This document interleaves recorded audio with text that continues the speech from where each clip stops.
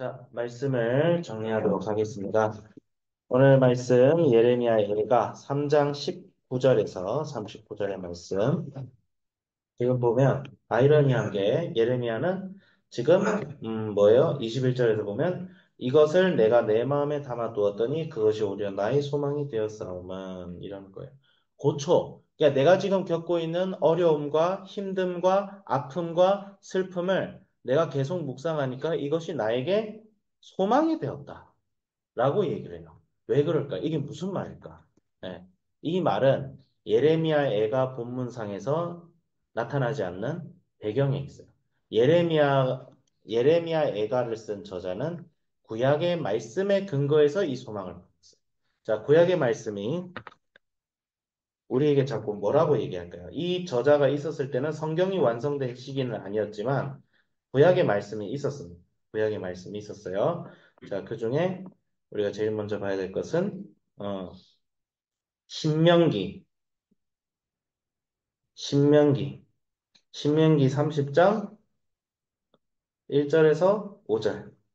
자, 1절에 신명기 30장 모세가 썼어요. 모세가 쓴 글에서부터 시작합니다. 모세가 뭐라고 하죠? 모세는 이스라엘 백성들이 회개하지 않고 불순종함으로 결국 포로가 되어 타국으로 끌려갈 것을 미리 얘기했어요. 그래서 뭐라고 하죠? 30장 1절.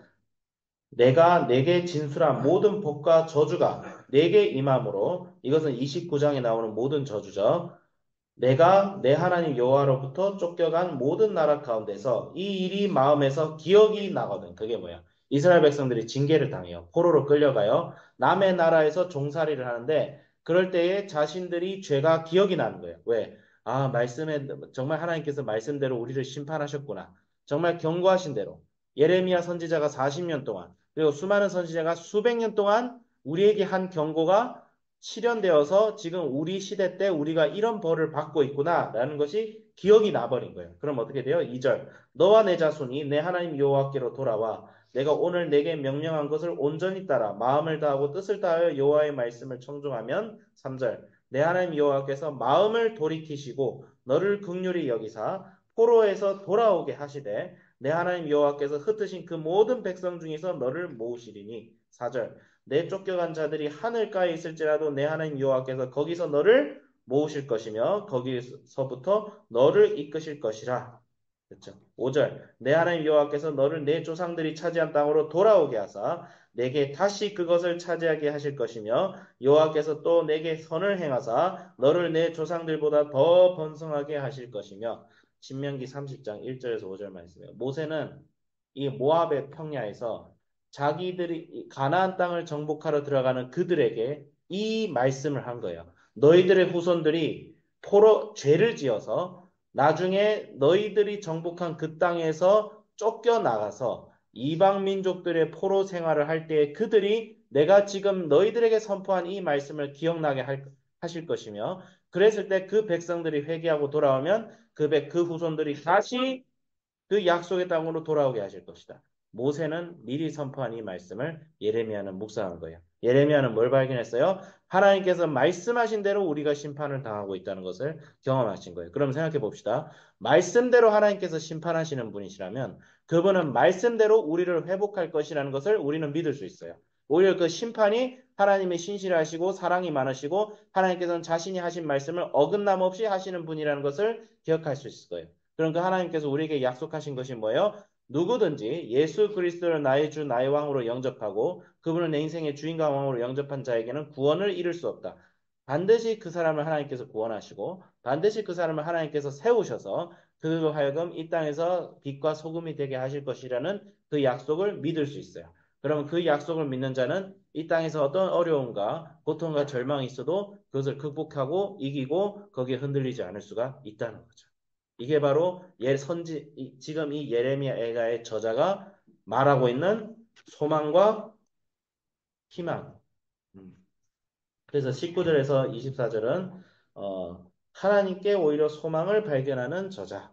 25절 34절은 고난과 어려움을 성도들이 인내하는 거. 네, 성도들의 인내. 34절에서 우리 거죠? 39절은 공의로우시기에 심판하시는 하나님. 하나님께서 심판하시는 목적은 그분이 공의로우시기 때문에. 그분은 불의를 볼 수가 없습니다.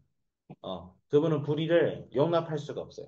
불의를 용납하시는 하나님은 더 이상 하나님이라고 할 수가 없죠. 어, 우리가 때로는 생각해요. 하나님 너무 빡빡하시다. 근데 하나님이 빡빡하신 게 아니라 우리가 악한 거예요. 기준을, 그러니까 선과 악의 기준을 나의 기분과 나의 느낌과 나의 주관적인 감정에 맞춰버리면 그것은 더 이상 법이 되지 않아요. 여러분, 나라법이 마음에 들어서 지켜요?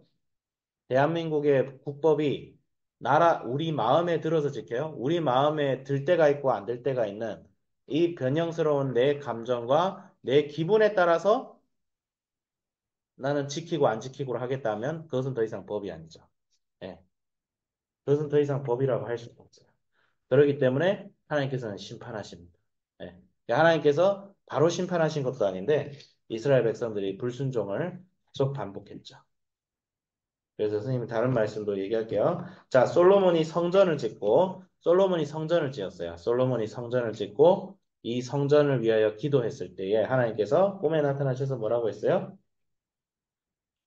자, 11절. 7장, 역대하 7장 11절. 자, 솔로몬이 여호와의 전과 왕국 건축을 마치고 솔로몬의 심중에 여호와의 전과 자기의 궁궐에 그가 이루고자 한 것을 다 형통하게 이루니라. 밤에 여호와께서 솔로몬에게 나타나사 그에게 이르시되 내가 이미 내 기도를 듣고 이곳을 택하여 내게 제사하는 성전을 삼았으니 혹 내가 하늘을 닫고 비를 내리지 아니하거나 혹 메뚜기들에게 토산을 먹게 하거나 혹 전염병이 내 백성 가운데 유행하게 할 때에 14절 내 이름으로 일컫는 내 백성이 그들의 악한 길에서 떠나 스스로 낮추고 기도하여 내 얼굴을 찾으면 내가 하늘에서 듣고 그들의 죄를 사하고 그들의 땅을 고칠지라. 그래서 결론은 뭐예요? 교회가 회개하고 교회가 다시 하나님의 얼굴을 구하고 교회가 교회다워질 때에 그 교회가 속한 땅, 그 교회가 속한 나라까지 회복시킨다는 거예요. 대한민국이 회복될 수 있는 길은 대한민국 교회가 개혁되고 대한민국 교회가 다시 하나님의 얼굴을 구하고 대한민국의 교회가 다시 말씀에 순종할 때에 가능하다는 거예요. 역대하 7장 14절에 따르면. 네, 그런 거예요. 이게 하나님께서 우리에게 하신 약속이에요. 그래 하나님으로 인해 우리가 지금 심판을 당하고 고통당하는 사실을 인지한다면 우리는 하나님께서 우리에게 주신 약속을 믿을 수 있다는 거죠. 그래서 예레미야가 오늘 본문의 주제는 고난을 통해 희망을 품을 수 있게 하시는 하나님이라고 하죠. 그러니까 우리는 어떻게 해야 돼요? 이 고난을 묵상해야 되는데 그럼 우리는 어떻게 고난을 묵상해요? 이스라엘 백성들은 무엇을 기대하면서 고난을 견뎌냈어요? 하나님께서 다시 이스라엘을 회복시키실 것이다. 이스라엘을 회복시킬 메시아가 나타날 것이다. 메시아. 이스라엘 백성들은 자기 민족을 해방시키러 온 궁극적인 해방자, 메시아를 기대하면서 살았어요. 근데 그 메시아가 바로 누구예요? 예수 그리스도예요. 메시아가 오셨어. 근데 정작 유대인들 중에 많은 사람들은 그 메시아를 자기가 원하는 대로 오지 않았다 해서 영접하지 않았어요. 근데 우리들에게는 그 예수 그리스도를 통하여 소망을 품게 되었죠. 그럼 우리가 해야 될 희망은 뭐예요? 예레미야서 31장 31절에서 뭐라고 했어요? 여호와의 말씀이라 보라 날이 이르리니 내가 내 이스라엘 집과 유다 집에 새 언약을 맺으리라. 이 언약은 내가 그들의 조상들의 손을 잡고 애굽 땅에서 인도하여 낸 날에 맺은 것과 같이 아니할 것은 내가 그들의 남편이 되었어도 그들이 내 언약을 깨뜨렸습니다. 그러나 그날 후에 내가 이스라엘 집과 맺을 언약은 이러하니 곧 내가 나의 법을 그들의 속에 두며 그들의 마음에 기록하여 나는 그들의 하나님이 되고 그들은 내 백성이 될 것이라 여호와의 말씀입니다. 그렇죠. 새 언약. 새 언약이 뭐예요? 신약이에요. 신약. 신약. 신이 무슨 신이야? 매울 신자는 아닐 거 아니야. 새로울 신자야. 새로울 신자. 새로운 약속이다. 새로운 약속. 어떻게 성취가 돼요? 예수 그리스도께서 오셔서 우리에게 새로운 약속을 줬어요. 그게 뭐예요? 예수님께서는 다시 이 땅에 오셔서 그때는 궁극적으로 새하늘과 새 땅을 이 땅에 베푸실 것이다. 그리고 뭐예요? 예수님께서 언제나 성령께서 언제나 우리와 함께 하셔서 우리의 모든 어려움과 고난을 극복하고 이기게 할 것이다. 그럼 이제 우리는 뭐예요? 우리가 품어야 될 소망은 예수 그리스도의 소망입니다. 예수님이 내 인생의 주인과 왕이 되고 결국 우리는 죄인이고 결국 우리는 실패합니다. 이스라엘 백성들처럼 실패해요. 근데 예수님께서 그 모든 것을 십자가에 지고 가셨다. 이제 우리의 역할은 뭐예요? 그 예수님을 전적으로 신뢰하는 거죠. 예수님을 전적으로 신뢰하는 게 이제 우리의 일이에요. 하나님 일이 뭐예요? 예수님이 뭐라고 했어요? 너희들의 일은 나를 믿는 것이다. 그랬어요. 그게 뭐예요? 믿는다는 것 자체에 순종이 포함이 되어 있는 거예요. 예수님을 내가 믿고 예수님을 내가 정말 사랑하면 예수님 말씀대로 순종하게 돼 있어요. 이스라엘 백성들의 불순종은 하나님을 사랑하지 않는 거예요.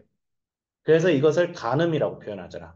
내가 너의 남편 되었는데 너희들이 남편 된 나를 버리고 다른 남편을 쫓았다. 그런 얘기를 하는 거예요. 어? 하나님께서 남편으로 자기를 의인화시킨 거죠. 하나님이 진짜로 남편이라는 게 아니라. 그렇기 때문에 우리는 더 말씀을 기억하고, 그래서 말씀 묵상이 참 중요해요. 말씀을 묵상해야 이 어려운 세상 가운데서 소망을 발견할 수가 있는 거예요. 그러니까 예레미야의 저자가 예레미야라고 우리가 추측이 되는데, 예레미야는 그 소망을 품었다. 우리도 품을 수 있다. 그리고 극복해 나갈 수 있다. 그러면 세상이 아무리 어렵고 힘들어도 우리는 그것을 극복하고 오히려 하나님께서 우리에게 허락하신 능력과 그 소금됨과 그것을 풍성하게 나타낼 수 있다. 이런 거죠. 앞으로 꽂을 때 조금 꽂는 위치를 달리 했으면 좋겠어. 뭐 이제 좀 조정을 해봐요. 자, 그래서 나도 좀 그렇게 살아야겠다. 나도 말씀을 항상 묵상하고 우리가 그래서 매일 성경을 하는 것이 굉장히 도움이 돼요. 우리가 소망을 품을 수 있습니다. 환경에 따라 휘둘리지 않을 수 있다. 기도하겠습니다. 하나님 아버지 감사합니다. 주님, 말씀을 통하여 우리가 소망을 품습니다. 고난 중에도 오히려 하나님께서는 말씀대로 하시는 분이라는 것을 깨닫고 소망을 품습니다. 주님께서는 약속대로 예수님을 이 땅에 보내셨습니다. 주님께서는 약속대로 예수님께서 부활 승천하신 이후에 우리에게 성령을 보내주셔서 성령을 통하여 우리가 이 땅에서 절망하고 낙심하는 것이 아니라 오히려 이 땅을 정복하고 다스리고 승리하고 고난을 이기고 소환하는 자들의 눈물을 닦아주는 정말 인생을 참되게 살게 하십니다. 그래 언젠가 예수님께서 다시 이 땅에 오셔서 하늘과 새 땅을 회복시키시고 예수님을 믿고 따르는 우리에게 영생 복락을 허락하여 주심을 우리는 믿을 수 있습니다. 주님께서 심판하심도 우리를 위하는 것이요. 주님께서 다시 오심도 우리를 위하심이시니 주를 믿고 따르는 자에게 주님은 두려움이 되는 것이 아니라 은혜와 자비와 사랑이 됩니다. 사랑과 자비와 은혜의 하나님을 우리가 만나기 위하여 때로는 하나님의 징계를 달게 받을 수 있는 저희들 되게 하여 주시옵소서. 감사드리는 우리 주 예수 그리스도 이름으로 기도드립니다. 아멘.